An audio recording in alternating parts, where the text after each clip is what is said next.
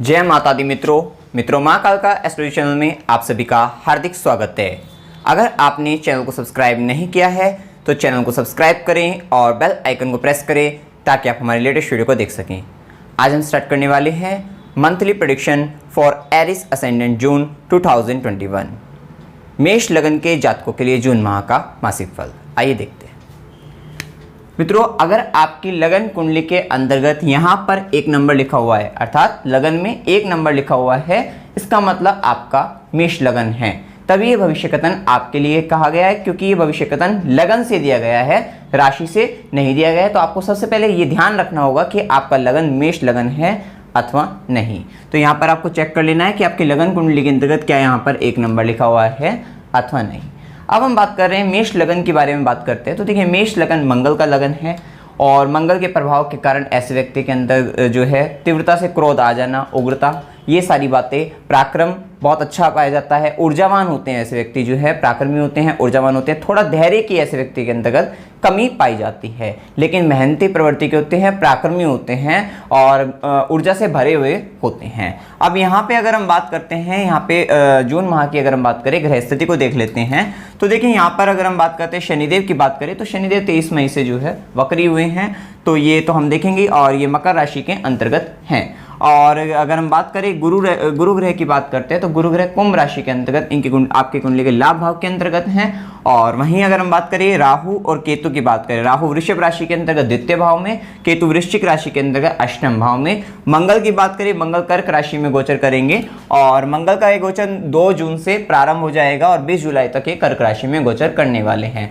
वहीं सूर्य की बात करते हैं तो 14 मई से 15 जून तक वृषभ राशि के अंतर्गत, उसके बाद जो है मिथुन राशि के अंतर्गत ये गोचर करेंगे 16 जुलाई तक। बुध की बात कर लेते हैं, बुध 26 मई से 3 जून तक मिथुन राशि के अंतर्गत और उसके बाद 3 जून से 7 जुलाई वृषभ राशि के अंतर्गत गोचर करने वाले हैं। शुक्र की बात करें 29 मई से 22 जून तक मिथुन में और 22 जून के बाद 17 जुलाई से कर्क राशि में जो है गोचर करने वाले हैं, जो कि इनकी कुंडली के जो शुक्र की अगर हम बात करें तो पहले मिथुन राशि के अंतर्गत तृतीय भाव में और कर्क राशि के अंतर्गत जो है चतुर्थ भाव में गोचर करेंगे।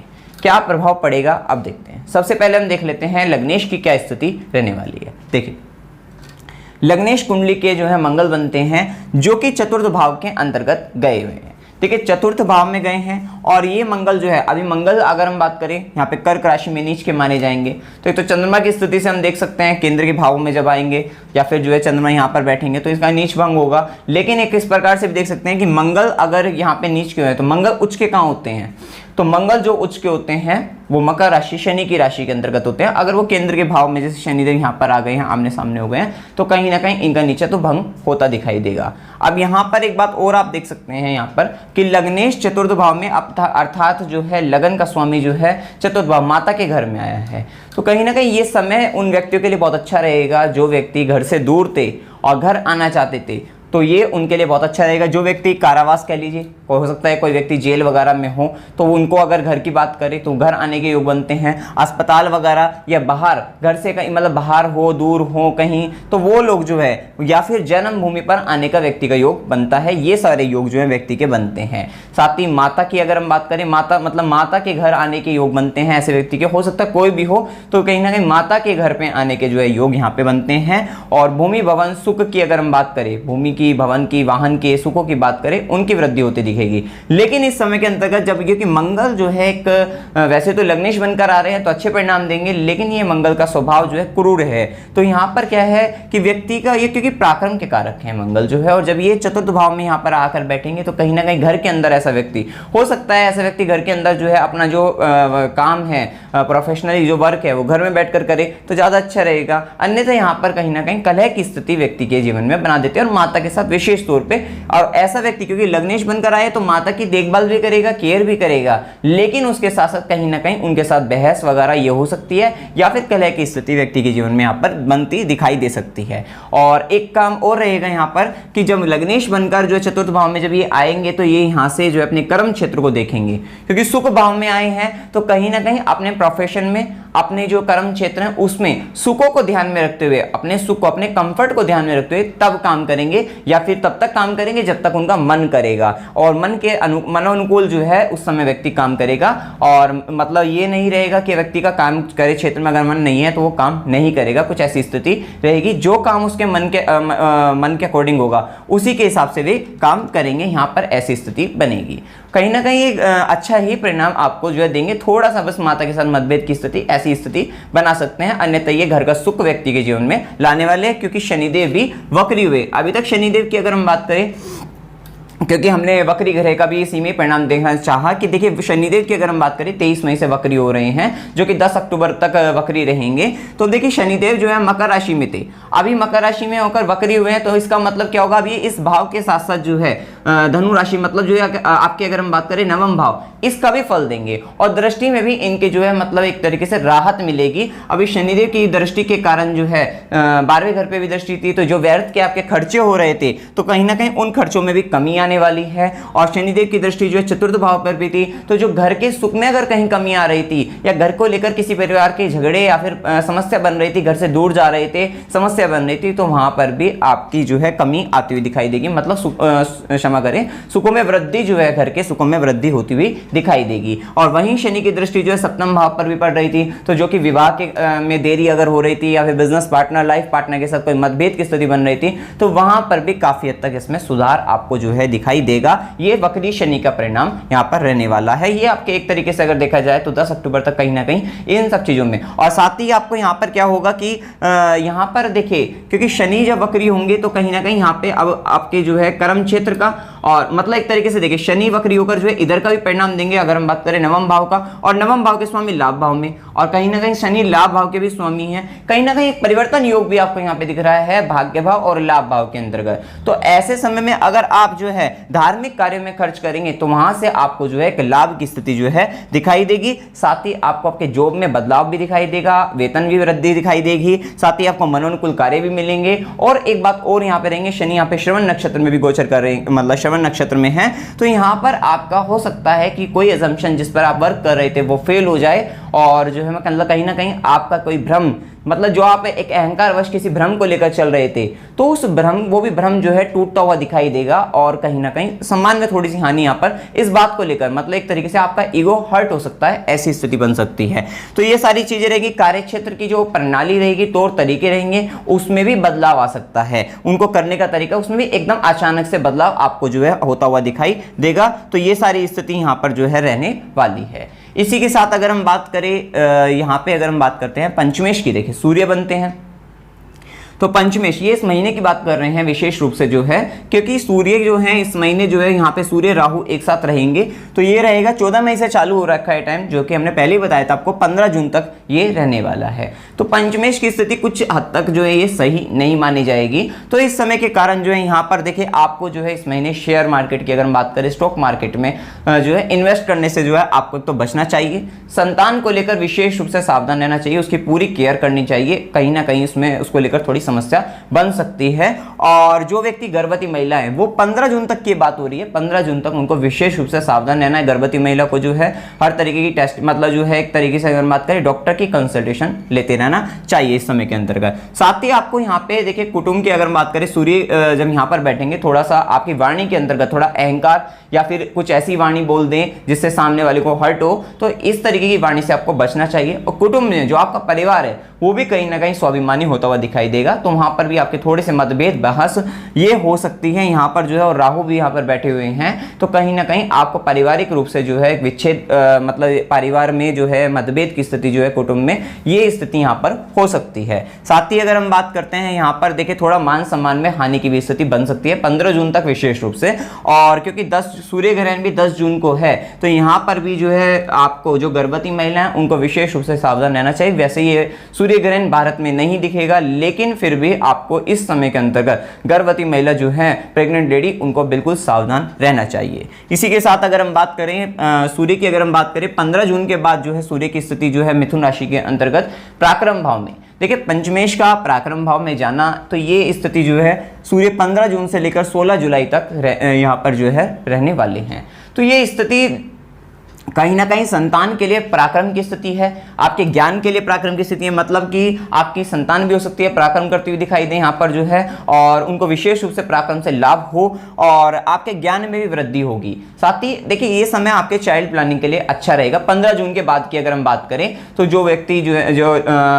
मतलब जो है चाइल्ड प्लानिंग करने की सोच रहे हैं, संतान के लिए प्लानिंग करने की सोच रहे हैं, तो ये उसके लिए बहुत अच्छा समय रहेगा, क्योंकि गुरु की भी दृष्टि जो है पंचम भाव पर पड़ रही है। बहुत ही अच्छा समय रहेगा और संतान भाव का स्वामी पराक्रम भाव में, पंचमेश जो है पराक्रम भाव में रहेंगे। और देखिए यहाँ पर संबंध कितना अच्छा बन रहा है कि यहाँ पर भाग्य के स्वामी, क्योंकि गुरु जो है, गुरु की दृष्टि तो है ही पंचम भाव पर, साथ ही पंचम भाव का स्वामी सूर्य जब जाएगा तो भाग्य भाव पर दृष्टि भी डालेगा, और साथ ही भाग्य भाव के स्वामी भी गुरु हैं जिनकी दृष्टि पंचम भाव पर पड़ रही है। तो ये समय विवाह के लिए भी, क्योंकि यहाँ पे इन गुरु की दृष्टि जो है नवम भाव पर भी सप्तम भाव पर भी पड़ रही है, तो ये समय विवाह के लिए, संतान उत्पत्ति के लिए बहुत अच्छा समय जो है माना जाएगा। चाइल्ड प्लानिंग की बात करें, पब्लिक परफॉर्मेंस की अगर हम बात करें तो उसमें भी वृद्धि रहेगी। कम्युनिकेशन, न्यूज या सोशल मीडिया की अगर हम बात करें, इंटरनेट द्वारा आपकी उन्नति के काफी अच्छे योग जो है आपको बनते हुए दिखाई देंगे। तो इन सब चीजों के लिए समय काफी जो है मतलब अच्छा रहने वाला है। वाणी पर नियंत्रण रखना है, क्योंकि बुध की भी स्थिति अगर हम देखें तो बुध जो है यहाँ पर देखिए 26 मई 2021 से 3 जून तक मिथुन राशि के अंतर्गत और 3 जून से 7 जुलाई वृषभ राशि के अंतर्गत जो है ये आपके द्वितीय भाव में। तो यहाँ पर एक विशेष रूप से आपको पैतृक संपत्ति में विवाद की स्थिति, तो ये इसके लिए आपको सावधान रहना है। वाणी पर नियंत्रण जो कि हमने सूर्य के हिसाब से बताया भी है आपको, जो है राहु भी वृषभ राशि के अंतर्गत द्वितीय भाव के अंतर्गत बैठे हैं। अपनी जो भी बोलिए परिवार में सोच समझ कर बोलिए, नहीं तो जो है यहाँ पर आपकी समस्या बन सकती है। और आंख की समस्या, आंख की अगर हम बात करें, राइट आई की अगर हम बात करें, ये पुरुषों के लिए अगर हम बात करें तो राइट आई, और अगर स्त्री की बात करते हैं, फीमेल की बात करते हैं तो ये लेफ्ट आई रहेगी। तो पुरुषों के लिए राइट आई, और मतलब मेल के लिए राइट आई और फीमेल के लिए लेफ्ट आई रहेगी। तो वहां पे समस्या बनती हुई दिखाई दे सकती है। साथ ही साथ दांतों की समस्या भी आपको बनती हुई दिखाई दे सकती है। तो इन सब चीजों का आपको जो है ध्यान रखना है। साथ ही यहाँ पर देखिए शुक्र की अगर हम बात करते हैं तो देखिए मंगल, जैसे अभी यहाँ पे लग्नेश मंगल भी जो थोड़े से जैसे नीच के हुए हैं, मतलब कर्क राशि में आए हैं, चतुर्थ भाव के अंतर्गत आए हैं, तो थोड़े से आपकी जो, वैसे तो अगर हम बात करें मेष लगन वालों की तो यहाँ पे ऊर्जा अच्छी तरह रहती है। स्ट्रेंथ की बात करें बॉडी में जो है तो शारीरिक रूप से भी काफी मजबूती रहती है, लेकिन फिर भी एक जो नेचुरल रूप से होती है, जो प्रॉपर इनकी नॉर्मल रूप से चलती है, कहीं ना कहीं अपने आप को थोड़ा सा कमजोर महसूस कर सकते हैं। इस महीने के अंतर्गत जो है यहाँ पर शारीरिक रूप से थोड़ा कमजोर महसूस कर सकते हैं। यहाँ पे थोड़ी सी स्थिति कमजोर दिखाई दे सकती है। इसके साथ यहाँ पे अगर हम बात करते हैं तो देखिए सूर्य की स्थिति जो भी अगर हम बात करें 15 जून से जो है 16 जुलाई तक जो है सूर्य तृतीय भाव के अंतर्गत आकर जो है आपके थोड़े से छोटे भाई बहन की अगर हम बात करें तो वहां पे उनका स्वाभिमान में वृद्धि होगी। कहीं ना कहीं आपकी उनके साथ थोड़ा बहस हो सकती है, लेकिन विशेष रूप से आपके जो है मतलब यहाँ पर जो है आपको ये फायदा ही देने वाले हैं। वहां पर अगर हम बात करें यहाँ पे देखिए सप्तम भाव, सप्तमेश, भाग्येश और लाभेश की अगर हम बात करें, इन सबका संबंध जो है सप्तम भाव से यहाँ पे बना हुआ है। बहुत अच्छा संबंध है, क्योंकि यहाँ पर अगर हम बात करें, पहले भी बताया हमने कि लाभ भाव के स्वामी की अगर हम बात करें, शनि की दृष्टि भी यहाँ पर है। और अगर हम बात करें गुरु की बात करें, और भाग्य के स्वामी गुरु हैं, और जो कि लाभ भाव के अंतर्गत जाकर भी सप्तम भाव पर दृष्टि डाल रहे हैं। तो ये समय बहुत अच्छा रहेगा, आपके विवाह के लिए बहुत अच्छा समय रहेगा। और यहाँ पे शुक्र और मंगल का योग भी बन रहा है। होता ये है कि जब लग्नेश और सप्तमेश कुंडली में जब मिल जाते हैं तो कहीं ना कहीं आपके अपने अगर विवाह की उम्र हो तो यहाँ पे लाइफ पार्टनर से मिलने का योग बनता है। तो यहाँ पे लग्नेश मंगल बनते हैं और सप्तमेश शुक्र भी बनते हैं। शुक्र और मंगल का योग आकर्षण योग भी माना जाता है, और कहीं ना कहीं जो है विवाह से पहले कहीं ना कहीं दोनों के मिलने का एक योग बनता है। कितनी बार ऐसा होता है विवाह बाद में होता है लेकिन मिल जाते हैं पहले, तो वो स्थिति यहाँ पे दिखाई दे सकती है आपको। तो ये शुक्र मंगल का योग 29 मई से 2 जून तक है। एक तो ये रहेगा, एक 22 जून से 17 जुलाई, क्योंकि शुक्र मंगल एक साथ हो रहे हैं तो कहीं ना कहीं इन दोनों के मिलन का योग है, और विवाह के लिए भी बहुत अच्छा समय माना जाएगा। तो ये है समय। अगर हम बात करें तो गुरु की दृष्टि भी आपके सप्तम भाव पर पड़ रही है, तो विवाह के लिए बहुत अच्छा समय है। तो ये आपको इसमें अगर थोड़ा सा आप कोशिश करें तो विवाह के उत्तम योग यहाँ पर बनते हुए दिखाई दे रहे हैं। तो ये सारी चीजें यहाँ पर जो है रहने वाली है। तो ये समय आपके विवाह के लिए, संतान उत्पत्ति के लिए 15 जून के बाद जो है बहुत अच्छा रहेगा। कार्य क्षेत्र में बदलाव भी जैसी भी स्थिति है, बदलाव की स्थिति बहुत अच्छी बनेगी आपके लिए। और साथ ही जो काम आप जो है छोड़ रहे थे, टाल रहे थे किसी काम को किसी कारणवश जो है किसी भी तरीके से, अब वो काम आपको करने पड़ेंगे, क्योंकि वक्र शनि के कारण यहां पर आपकी स्थिति ये बनेगी कि उन कामों को भी आपको करना पड़ेगा। मन चाहे मतलब वो काम आपको मनोनुकूल बनाकर करना पड़े तो यहां पर जो है वो काम आपको जो है करना पड़ेगा। साथ ही अगर हम बात करें शुभ दिनों की, अगर हम बात करते हैं तो 1 तारीख से 3 तारीख के, 5 से 8, 13 से 15, 15 से 17, 24 से 26 और 28 से 30 ये दिन आपके लिए शुभ हैं, जिनमें खास तौर पर जो है 1 से 3 तारीख जो है, 15 से 17 और 28 से 3 जो कि हमने ब्लू कलर से जो अंडरलाइन करी है, तो ये जो है डेट जो है आपके लिए शुभ दिनों में आएंगी। तो इन दिनों में कोई आपको इंपॉर्टेंट डिसीजन लेना हो तो ये उस समय के लिए काफ़ी अच्छी रहेगी। कोई भी शुभ काम करना हो तो आप इन दिनों में कर सकते हैं। वहीं अशुभ दिनों की बात करें, क्योंकि चंद्रमा 6, 8, 12 से पास हो रहा है, 3 तारीख से 5 तारीख का समय की अगर हम बात करें, मीन राशि में रहेगा, 12वें घर में रहेगा।